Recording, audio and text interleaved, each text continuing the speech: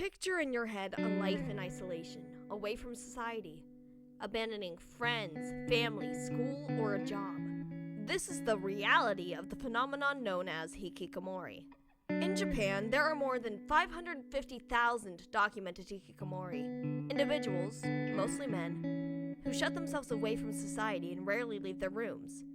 Because many Hikikomori will not come forward, scientists estimate the Hikikomori population to actually be between 700,000 to 1.2 million. Many will only leave for necessities such as food or toiletries. This epidemic has become known internationally and has even been portrayed in manga and anime. The scope of this problem led me to want to learn more about the people who go through this. I wanted to learn more about what leads a person to become Hikikomori. So what does the average Hikikomori look like? Most Hikikomori are young adults, though occasionally maybe as old as their 40s, and are majority male. The most common cases are that of young men who recently graduated from high school or university, or otherwise dropped out, and fell into reclusion rather than employment. The Japanese Health, Labor, and Welfare Ministry defines Hikikomori as those who have not left their homes or interacted socially for at least 6 months, have no severe psychotic pathology nor mental or cognitive disability, and have no close friends. One would expect these severe conditions to be associated with lifelong mental health issues, but 45.5% of Hikikomori cases had no history of psychiatric disorder. In a separate study, 183 subjects who had used mental health care centers and met the definition of Hikikomori were examined. Of these subjects, 33.3% were diagnosed with schizophrenia or mood disorders, 32% were diagnosed with developmental disabilities, and 34.7% were diagnosed with personality disorders.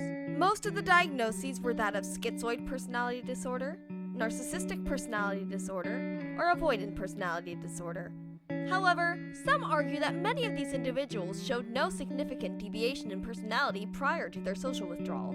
So, which came first? The mental health disorder or the seclusion? It's difficult to conclude. Most agree that, even in the cases in which a mental health disorder is present, the state of Hikikomori is caused by factors other than mental illness. So, what else could be behind the increasing number of isolated young people? Hikikomori can be seen as a kind of protest against pressure to conform and assimilate in Japanese culture.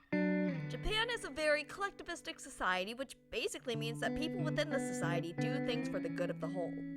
As such, there is a prominent emphasis on blending in with the crowd and not standing out. There is an expectation of normalcy, especially in the areas of academia and the workforce. The idea of a person withdrawing from education and/or a job, and from society in general, is a radical opposition to the collectivist ideology.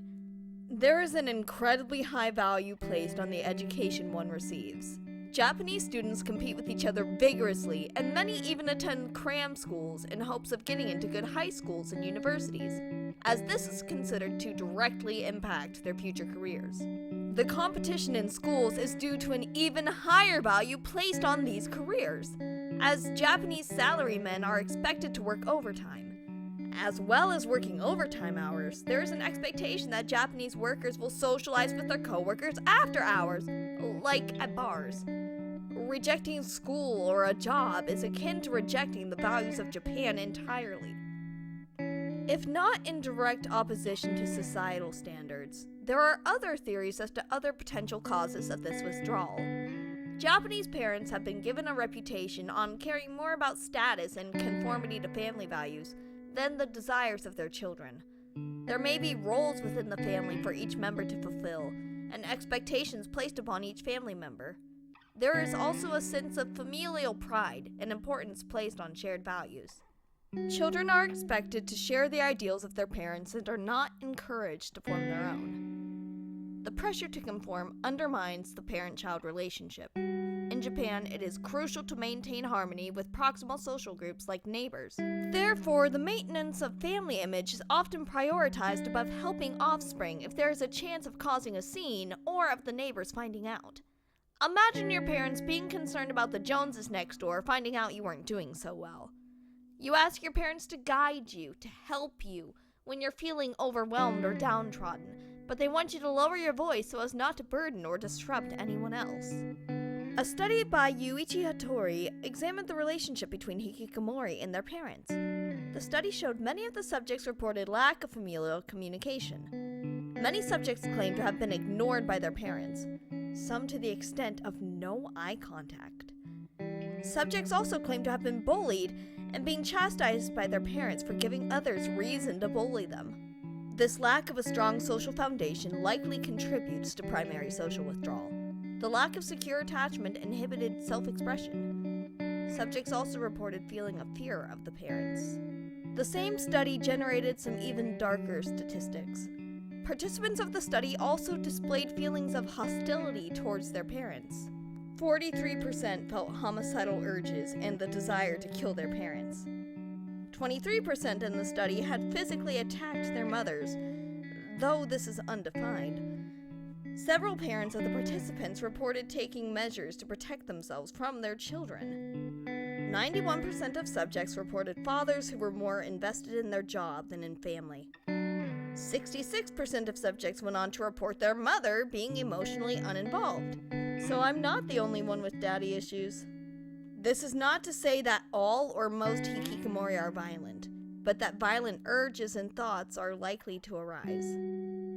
Parental pressure to perform well also applies to the school system in Japan. In Japanese culture, schools are a part of what is known as the escalator system. Children must go to the best middle schools, high schools, and then universities in order to get desirable jobs.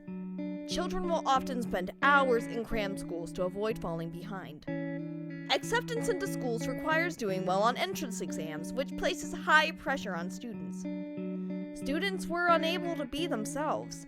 There was pressure from both teachers and parents to be a good student, leading to an increased pressure to conform.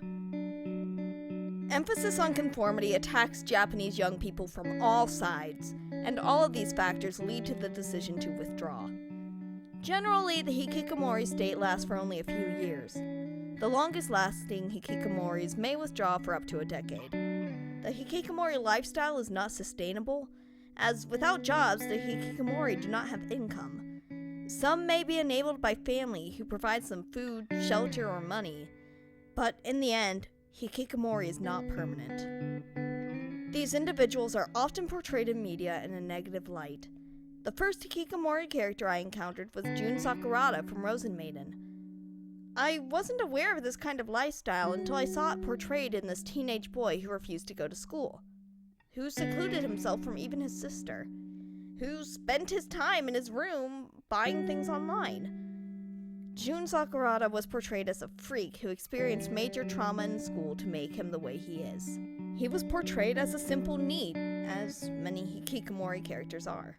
There are many correlating factors working together to influence seclusion, and no case is exactly the same. The nuances of social withdrawal are too complex to boil down to any one cause. It's unfair, however, to depict hikikomori as usually traumatized and inept losers. In fact, the research goes to show it could happen to anyone under high pressure. There are recluses in every part of the world. This is not isolated to Japan. The hikikomori lifestyle is unsustainable, so at one point, these people return to the rest of society. Therefore, it is important to understand them as we live among them. Our perception of them should not merely be black and white, and depictions in media could stand to take more care on fleshing out individual characters and not rehashing the same tired stereotypes.